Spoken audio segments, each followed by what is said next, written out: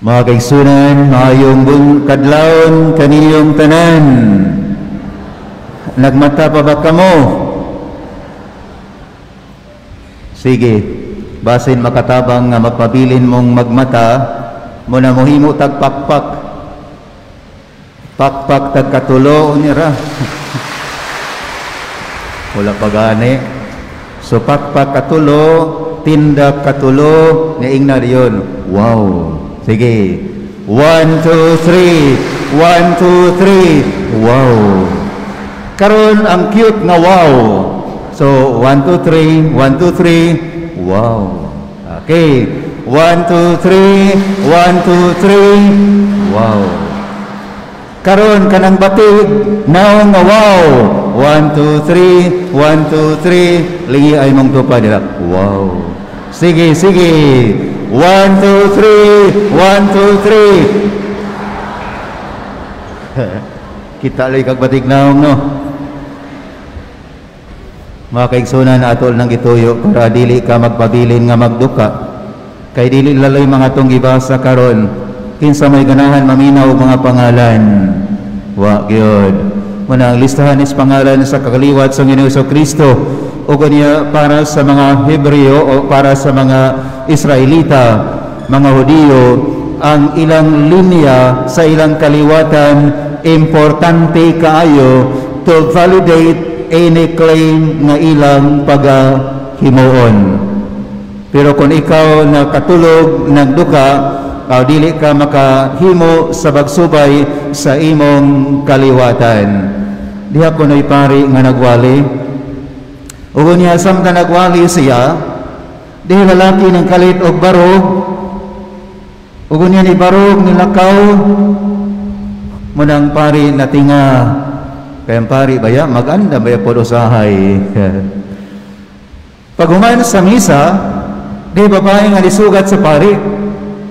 Naningon, Padre, katong lalaki nga nigawas, ganina pagwali nimo, ako baya tong bana. Ningon sa pari, bitaw, nakita bitong nigawas siya, naguol gani ko.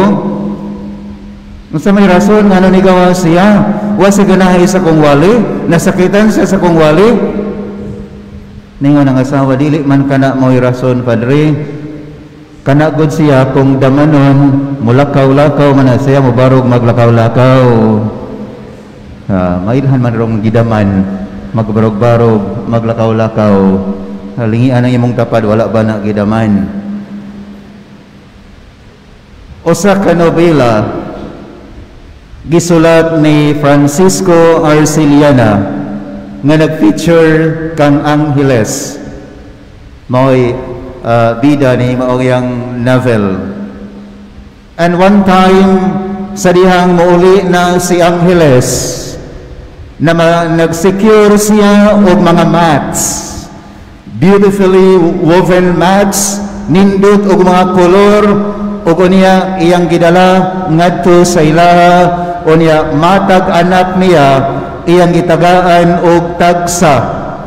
O niya sa dihang nahuman nagsaghatag og tagsa kamat ngadto sa iyang mga anak, diha pa'y nahabilin nga tulo. O niya nangutana iyang mga anak, para kang kinsa man pa? Ningon ang amahan nga, para ni sa inyong igsuong tulo nga nangamatay. Ningon ni protesta ang mga buhi, ningon nga, kalimtin na to sila, uy, wala ko sila ilabot.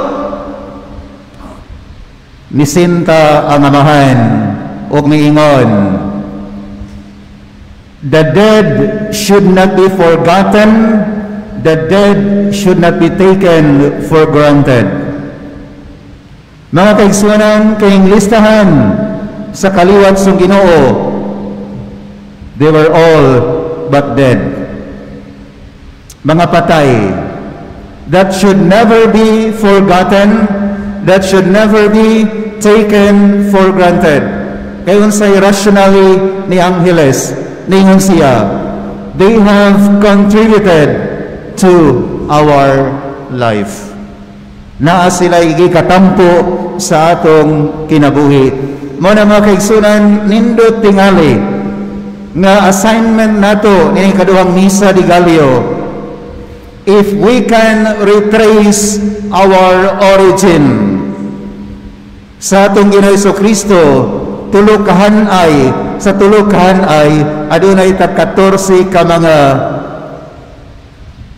significant figures, mga amahan, mga lalaki, although dunay upat ka mga babae nga gimension. Muna sa imong bahin, try to retrace your origin. Pangutana sa mga tigulang nimong paryente. Ugo niya, maabtan ginimo kung kinsay imong mga katigulangan. As far as you can go, apuhan, kapuya pa rin. Pero, nindot nga imong masubay. Kaysa baga tinuod lang, ang ato mga kagikan, ang ato mga kaliwatan, ato nagyong gikalimtan. No one should be forgotten, no one should be taken for granted. Kung makakam up na ka og lista, wako ingon nga karong adlaw na yon. Pwede ni intiro tuig ni mga assignment because this is a big enterprise. Kung makakam up na ka og lista sa imong kaliwatan, then i-photocopy ang maong lista, i-distribute sa tanan imong paryente, ibutang sa altar, and every time you pray every evening, i-mention ang ilang mga pangalan, i-pray sila kanunay. No one should be forgotten, no one should be taken for granted. Sila kabahin nimo, bahala naman kung sila lain o repetition and savory ang ilang kinabuhi, kay moingon ta nga naang the good, the bad, and the ugly. Unya kasagaran ra ba ang ato rang ilhon, the only the good. We never mention the bad and the ugly side sa atong kaliwatan, but they are part sa ato ang kaliwatan. Sama sa Ginoo Kristo, na kining nga gitawag og unsavory characters, na kining nga gitawag og the good, the bad, and the ugly. But we have to remember in the letter to the Hebrews chapter 2 verse 11. Ngayon sa may giingon diha, those who consecrate and those who are being consecrated came from one origin. Christ is not ashamed to call us brothers. So ang tanan nga naghalad sa kaugalingon ngadto sa Ginoo, ang tanan nga gihalad ngadto sa Ginoo,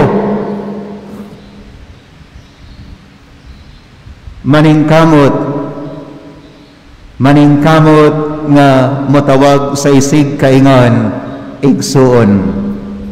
Dili pwede nga only the good ang imuhang tawgon og igsuon. Kung kaliwat nimo ungo, maglipay ka.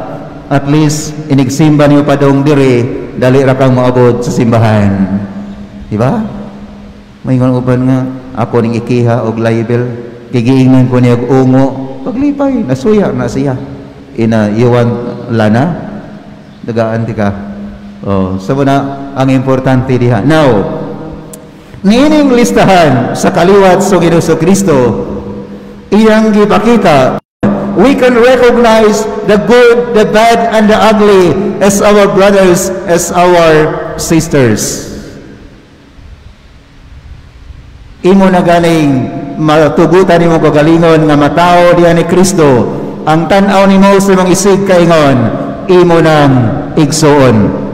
Muna dili na ka manaot sa imong isig kaingon, sa imong nauna kusog kang manaot, sa imong sinultihan kusog kang manaot, sa imong binuhatan kusog kang manaot, muna mag-post na ka social media og mga negative sa imong kontra.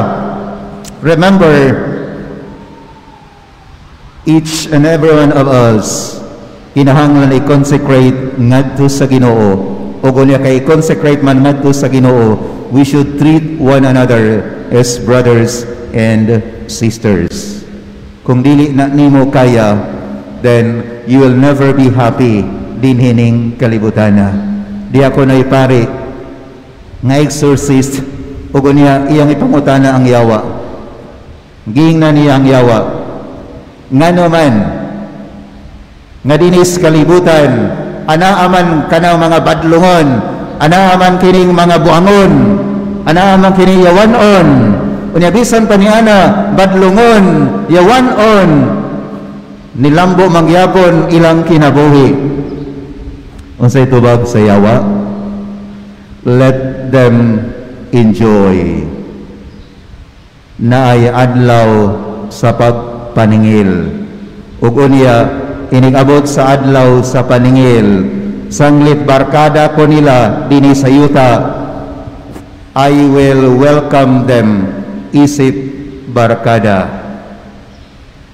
Ikaw, barkada ka ba? Kinsa man ang imong barkada? Barkada ba nimo ang yawa? Barkada ba nimo ang Ginoo?